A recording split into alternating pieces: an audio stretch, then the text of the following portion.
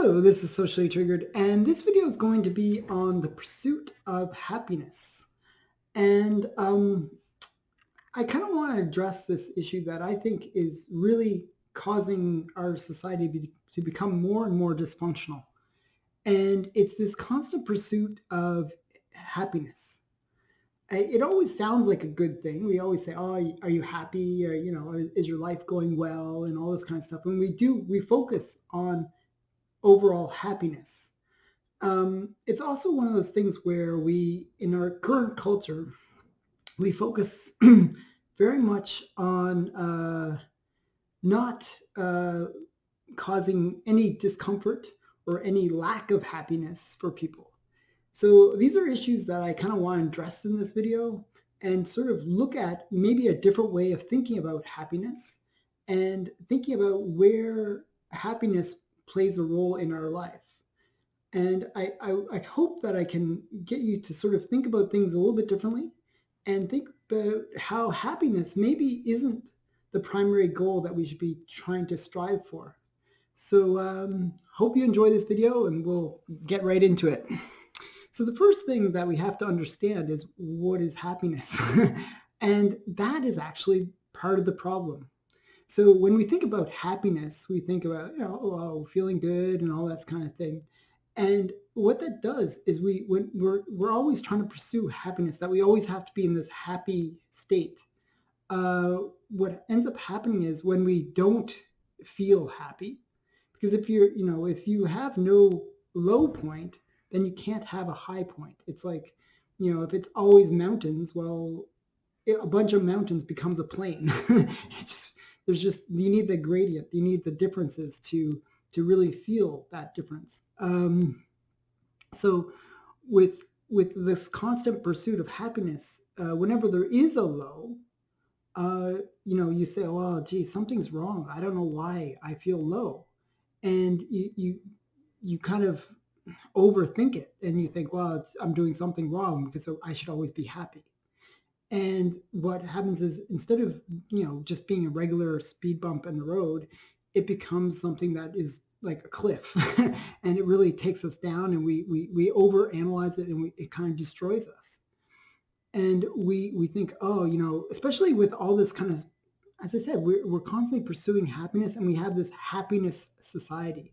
So if you look at Facebook, you look at your friends' posts, it's always happy. Oh, they're always like going on a trip. They're always happy, happy, happy. Something's always going well in their lives, and they're always doing well. So when you're not happy, you feel even more a state of like something is severely wrong with you. And what I'd like to show you is a different way of thinking about happiness, where you don't have to actually focus on being happy and just let it be something that naturally occurs. So I'm going to tell you a story, and I hope this story illustrates how we should really view happiness. When I was a kid, I was really into scouting. And I was one of these kind of guys. I'm a collector. I collect comics. I collect all these things. And when I was doing scouting, I saw it the same way. I saw it as like, I want to collect every little badge. I want to get the badge for the best, tying of knots and setting up tents and all these kind of crazy things. And one of the badges was gardening. Right? And I thought, wow, it kind of looked like a cool badge. And I just wanted to get that badge. But what it entailed was to actually do a real garden and grow vegetables and all this kind of stuff. And there was a lot of work involved. And, I had to do it all by hand. So I had this little piece of backyard my parents gave me that I could use to create my little garden. It was a pretty big garden, actually. It was like 20 feet by maybe 15 feet. It was like, a fair-sized garden. And I tilled the soil myself. And I was like a typical kid nowadays, like, I didn't really do much hard labor. And, my hands were all like bloodied and like scraped up just tilling the land.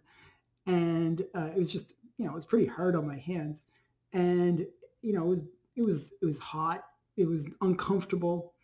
And I did that, and it looked it looked like lame. It was just a bunch of rows, right? So then I planted the seeds and I had to water them every day. And it was like annoying to go out and have to remember if you forgot, then all the plants would die. So you always had to do it. And it was always hot and it was always like, a lot of labor. It was a lot of work, a lot of hard work, and not necessarily happy moments. It wasn't like, oh, I'm having so much fun.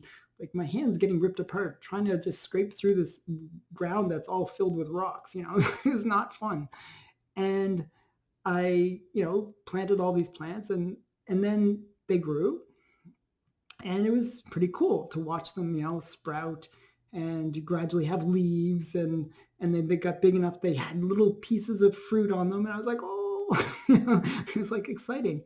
And then you got to the point where they actually produced fruit and I, took pictures and I, it was kind of proud to see all the hard work paid off.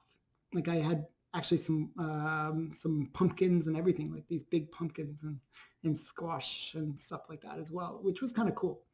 So, and that took the whole summer. That was my summer little project to do. And at the end, I got my badge.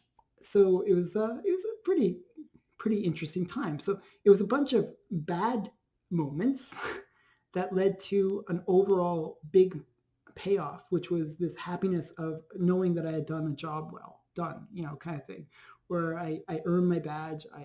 I had that satisfaction of having gone through all that hardship in order to get this one badge. And that was a very high point in happiness. And the point is that if you're always seeking happiness, then you're not going to want to do all that hard work. You're just going to be like, well, I don't want to do that. It's not going to make me happy. And I think a lot of people kind of live their lives like that, where they're not willing to do things because those things, there's no instant gratification. There's no instant happiness with those things. Um, that's part of the loss of pursuing happiness as the only goal. So for me, the goal wasn't necessarily happiness. The goal was to get this badge, which would make me happy. But it was to that real goal was the badge and this whole merit of doing that hard work. So often, if we kind of think of this way of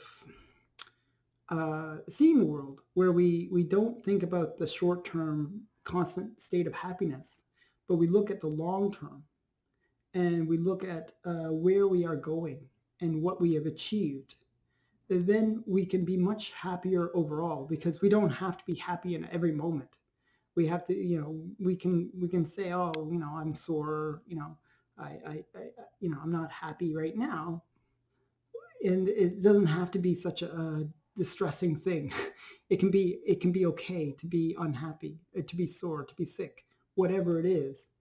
And as long as we are constantly moving forward and pushing ourselves to be better. And that's really what my idea is, that we should strive to achieve something, and realize that achieving something is not instant. Like this whole instant world where you can just you know do everything like by a click of a button. That's not necessarily a good way to live, because you don't have that sense of satisfaction that you would get if you had spent a few days struggling to get to that point, or spend like as I did a whole summer trying to get to that point. Or in my career, like it took me many, many years to get to the state that I'm in. And I'm very happy as a result of having done a whole bunch of hard work, like working 20-hour days for years on end just to build a business. And now I can say, hey, look, I have this well-established business and I'm successful. So hard work, is not fun. It's not like necessarily a happy time, but that feeling of success and accomplishment really does bring a sense of joy. And that's really what I'm trying to get at, that we got to avoid this whole instant gratification kind of lifestyle and move towards a society that focuses on the long term.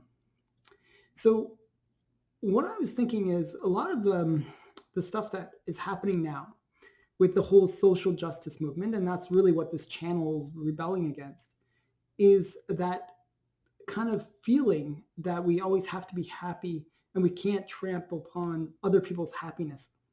So I think about the statues that get pulled down, and what I generally notice is like in Canada we just had an incident where they pulled down a historic statue of John A. Macdonald.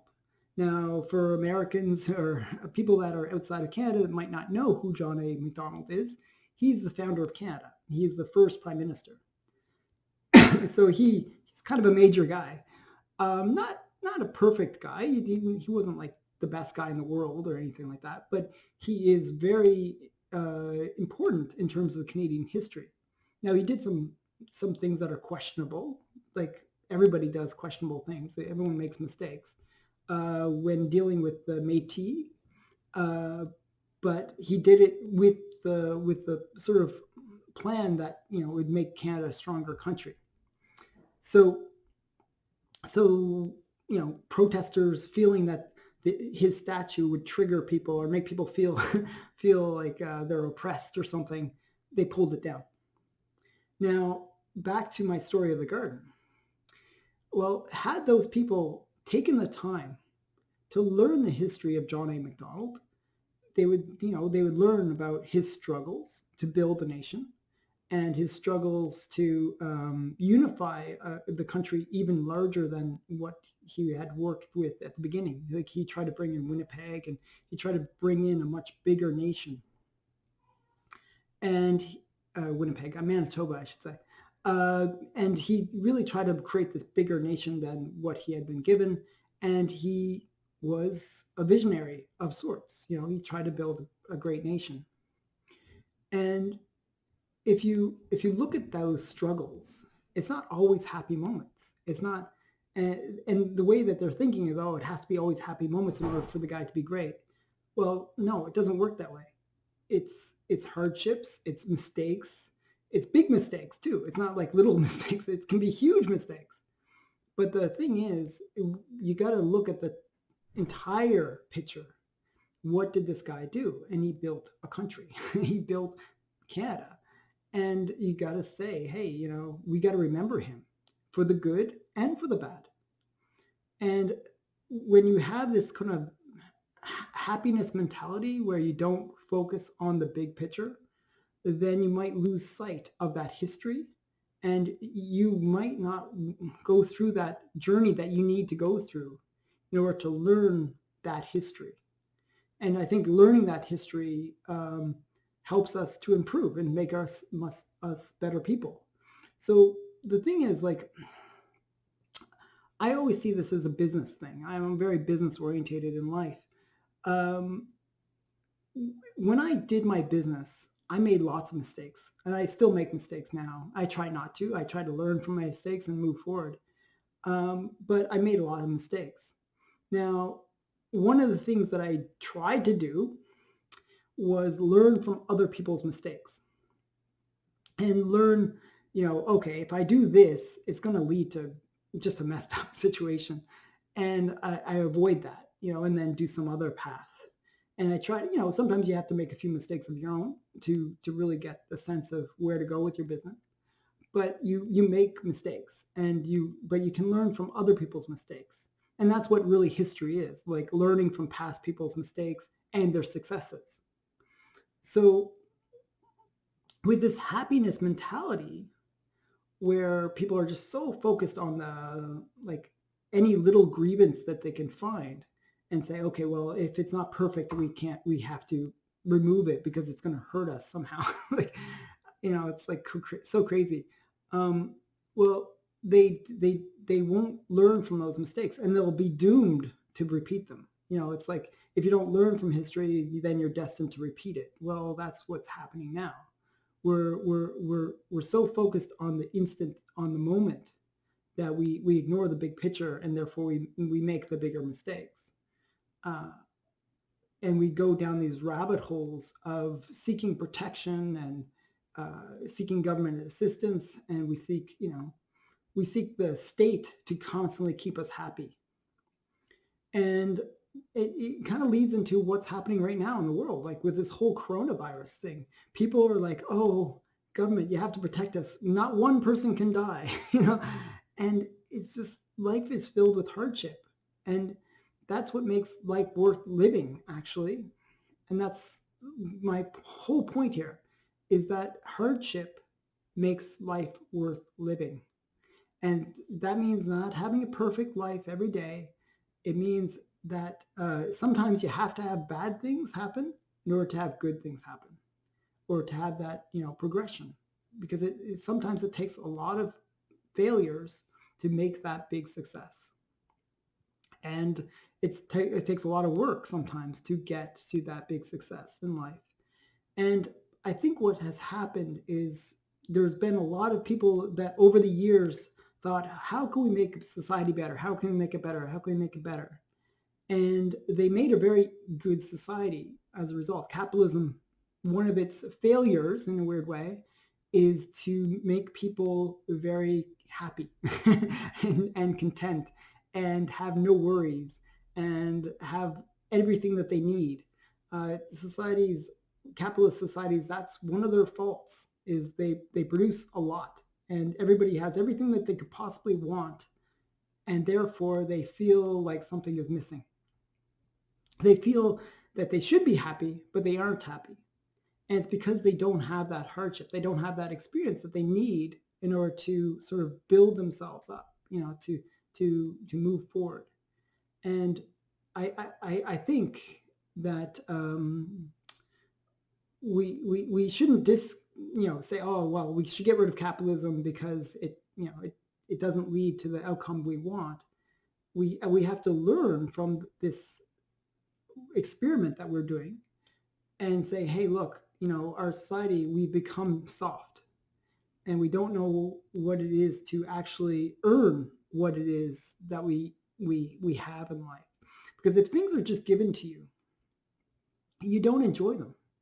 Like if I didn't have to go through all that hardship to plant the garden, if I just went out and bought my groceries and said, hey, look, I have these fruits and vegetables, and I didn't have to get a garden, then I never had that experience. Like, it's the hardship that makes that experience so vital and so uh, it's hard to explain. It's the hardship that makes the journey worthwhile, and it's worthwhile, and it's just it's weird to say that, because we're so focused on we always have to be happy that we don't realize that the moments that are true struggles actually make the moment greater.